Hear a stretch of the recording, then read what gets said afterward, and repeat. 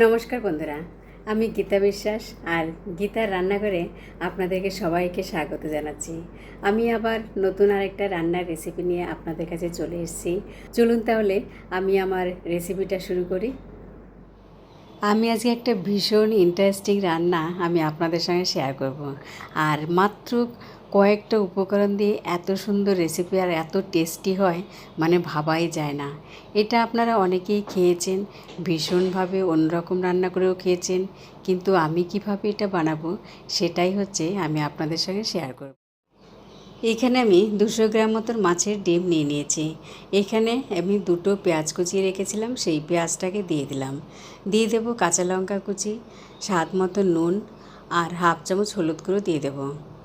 এইখানে আমি কর্নফ্লাওয়ার আর চালের গুঁড়ো দিয়ে আমি বড়াটা ভাজবো। আপনারা যদি মনে করেন আপনারা বেসন বা চালের গুঁড়ো মিক্স করে দেবেন বা শুধু বেসন দিয়েও করতে পারেন।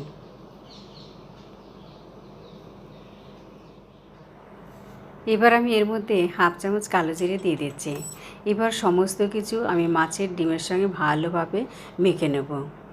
বন্ধুরা, যারা আমার চ্যানেলটা সাবস্ক্রাইব করেছেন তাদেরকে অসংখ্য ধন্যবাদ। আর যারা এখনও সাবস্ক্রাইব করেনি তাদেরকে অনুরোধ করব আমার চ্যানেলটা সাবস্ক্রাইব করে নিয়ে গীতার রান্নাঘরের নতুন বন্ধু হয়ে যান। আর হ্যাঁ, বেল আইকনটা অল অ্যাক্টিভেট করে রাখবেন, যাতে নতুন নতুন রান্নার রেসিপি আপডেট করার সাথে সাথে খুব সহজেই আপনার মোবাইলে বা আপনার কাছে পৌঁছে যায়। এবার একটা তাওয়াতে আমি কিছুটা পরিমাণে তেল দিলাম। তেলটা গরম হলে আমি এইভাবে ছোট ছোট করে দিয়ে দেব। আর এটা ডুবো তেলে আমি ভাজছি না, কারণ ডুবো তেলে ভাজলে ডিমগুলো খুব ফেটে ওঠে। ওই জন্য আমি এইভাবে অল্প তেলে ডিমগুলো ভেজে নেব। যতটা পরিমাণে ধরে আমি পুরোটাই ভরে দেব। তারপর এক পাশ হালকা মতন ভাজা হলে এইভাবে একটা একটা করে উল্টে দেব। এইভাবে উল্টে পাল্টে আমি বড়াগুলোকে ভেজে নেব।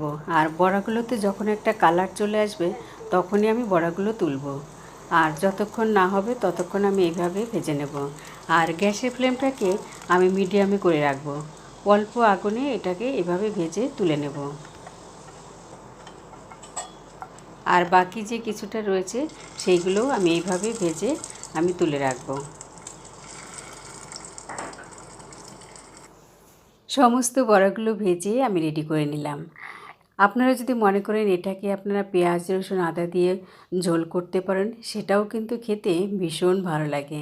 আর আমি আজকে ঝোলটা করব না, আমি আজকে এইভাবেই পরিবেশন করব, গরম গরম ভাত ডাল আর এই বড়া দিয়ে। আর আমার এই রেসিপিটা কেমন হলো বন্ধুরা, কমেন্ট বক্সে অবশ্যই জানাবেন। বন্ধুরা, কেমন লাগলো আমার এই রান্নার রেসিপি? চ্যানেলটাকে সাবস্ক্রাইব করে নিয়ে আর বেল আইকনটা অন করে রাখবেন, যাতে নতুন নতুন রান্নার রেসিপি আপডেট করার সঙ্গে সঙ্গে আপনার মোবাইলে বা আপনার কাছে পৌঁছে যায়। সকলে খুব ভালো থাকবেন, সুস্থ থাকবেন। ধন্যবাদ।